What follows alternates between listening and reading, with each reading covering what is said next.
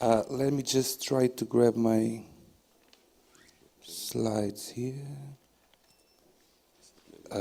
Maybe somebody turned. No, it's okay. They were open, but now they're not. So I'll do that.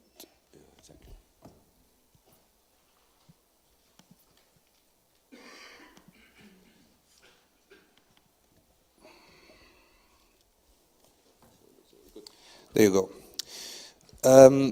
I'd just like to say I'm really happy that this is happening, that we are here. Of course, thanks to Transmediale, to the European Commission and all that, but that I think that was said, so it's not my function now to... My slides, okay. Okay. And the reason why I'm happy is because already the critical approach that we as artists, as a community of artists and thinkers have, is already closer to the decision center. So it's already closer to the concrete policy outtakes that can happen.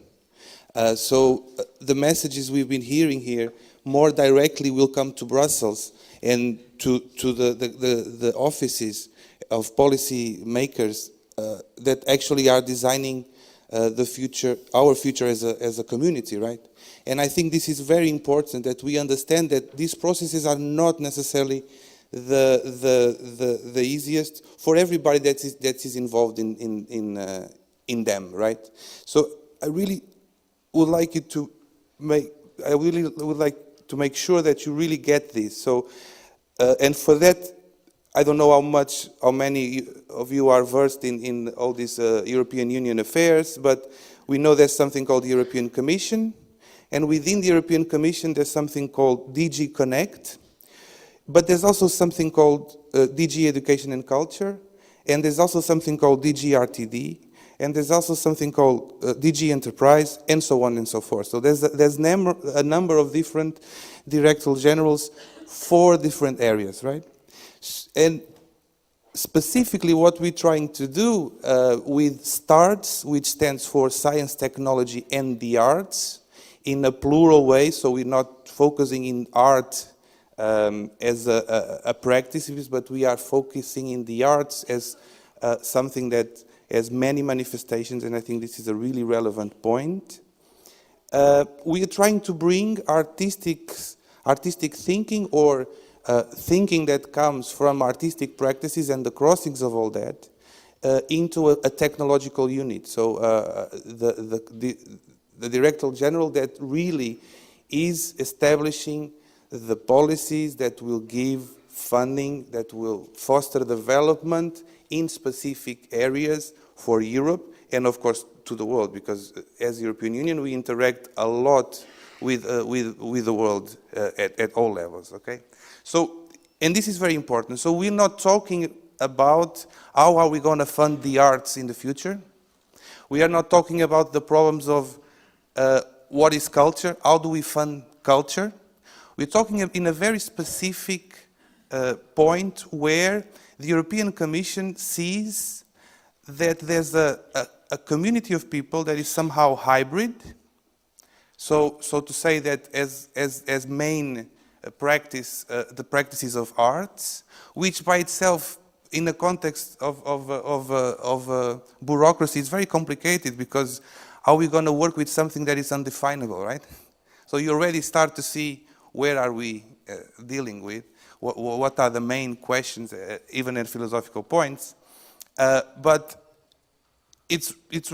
we see that there's a huge amount of people working in this field that is not very well described, but that there are a number of ideas that are important for society, that are important for us at a human, even at a human level, as a species, let's say, okay? And I would like you to make sure that there are a number of problems that they're not easy to define, but we are not looking into these problems in general. This is a very specific action, which is how can we bring our community towards and to collaborate and cooperate with other communities of researchers, people that develop research, that develop new knowledge, okay? So this is the standpoint.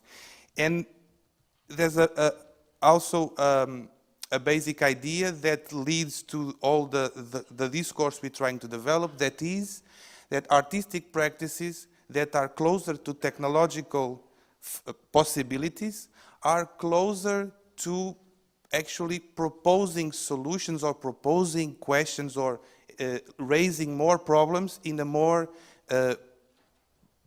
practical way. So to say that when we as artists work with technology, we end up with a small prototype that can be something that as an application in the world, in opposition to when we work in science, we might end up with a paper or with a book that brings ideas, or even in artistic research, right, per se.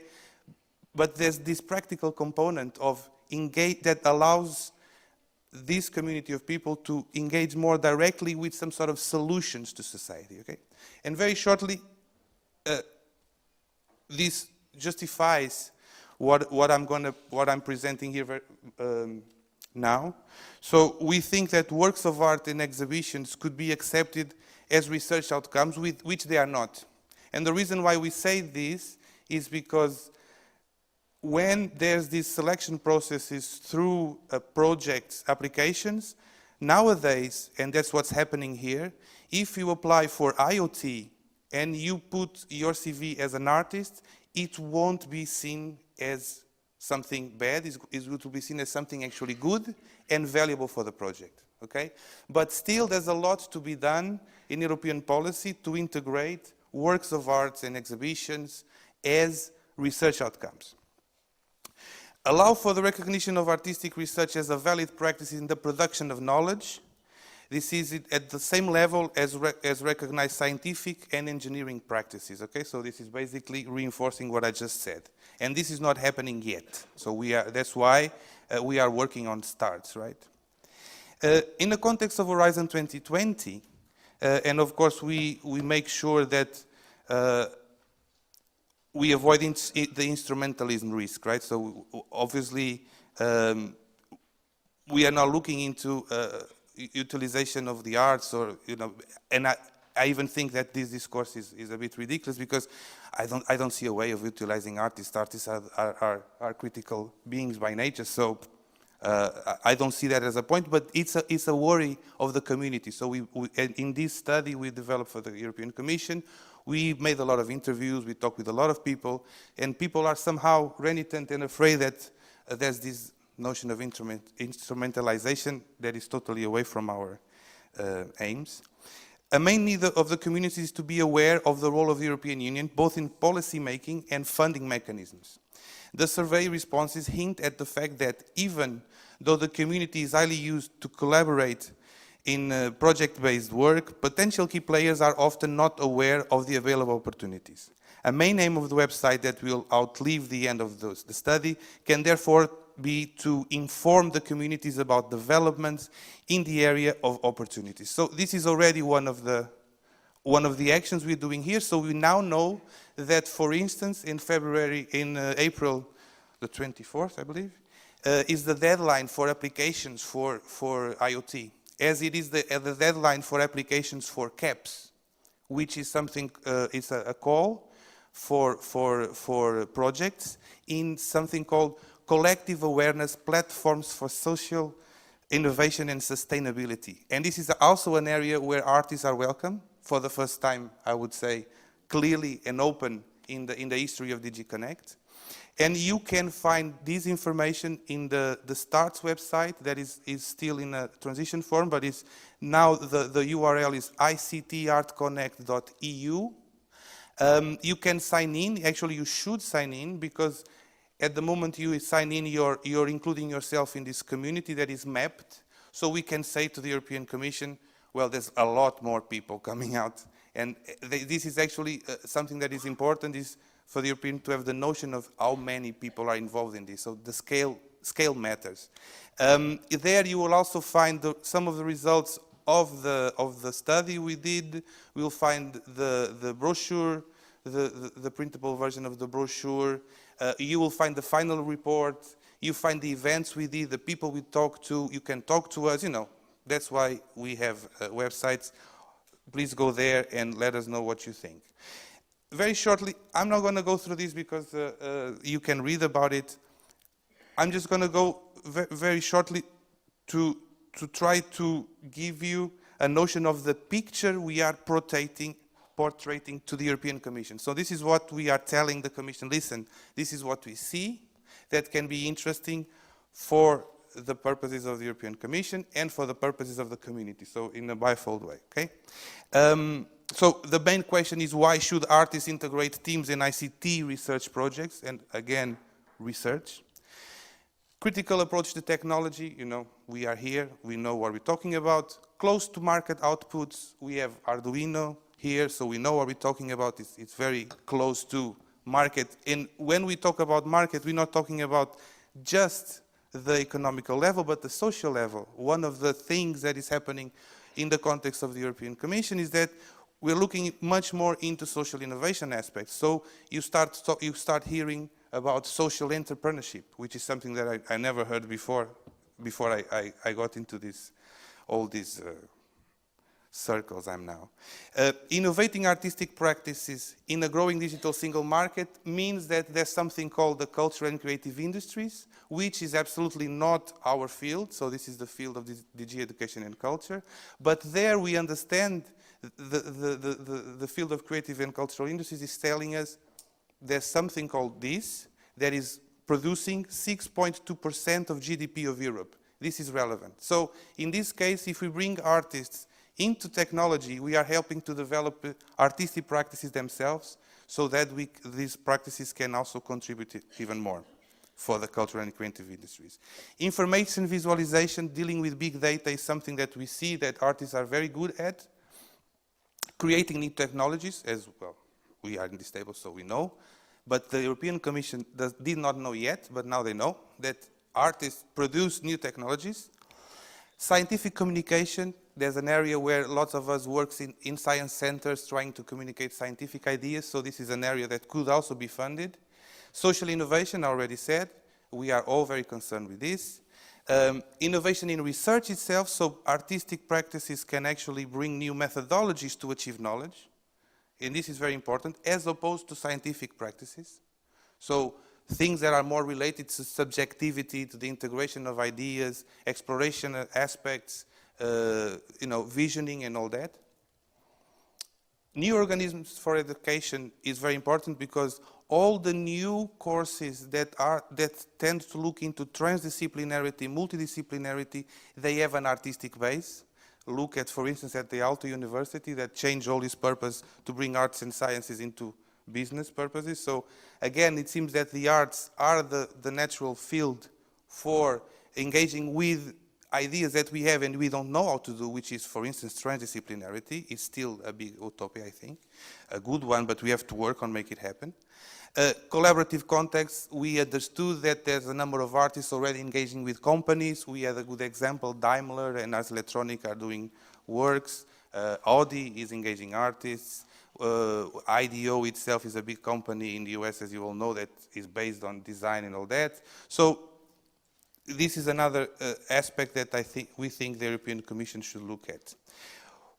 For that, we built up a number we brought some examples for which each one of these areas that we talk about. So we talk about transmediale as the critique of technology. We look at Ars Electronica, specifically at Ars Electronica Solutions, which is the newest branch of Ars Electronica that is focused on proposing concrete solutions to clients, being their clients mainly big companies and even governments. New technologies, Eduardo's, for instance, new musical biocomputer, which is something that is really new. It's something that is bubbling. He just published his first paper on that. Arduino, of course, in the Internet of Things as a potential relevant player, even more relevant player. New products, for instance, Art+Com, that is based in Berlin, that is disputing with Google the TerraVision and Google Earth question. So they claim that now, they claim they are the ones that actually devised all the technology behind Google Earth, so engage in productization. New business models, something that I actually got to know here at Transmediale, the Robin Hood asset management that is putting out a very creative algorithm that is dazzling among the economy, the finance markets.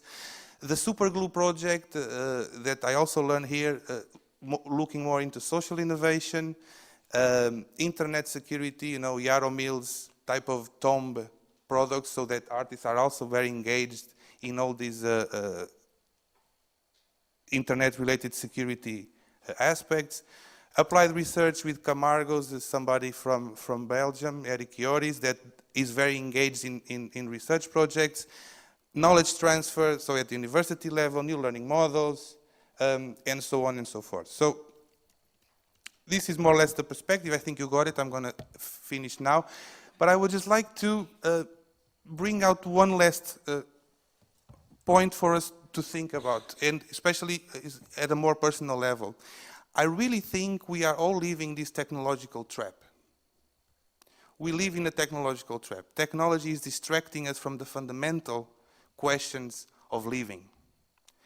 We are talking about interconnectivity, hyperconnectivity, but we still don't know if we are already connected, right? And I would like to quote Agostinho da Silva, which is was a brilliant Portuguese philosopher, and he used to say, listen, we still don't know if our brain is a machine that produces thoughts, or if it's a machine that grabs thoughts that are circulating around the world.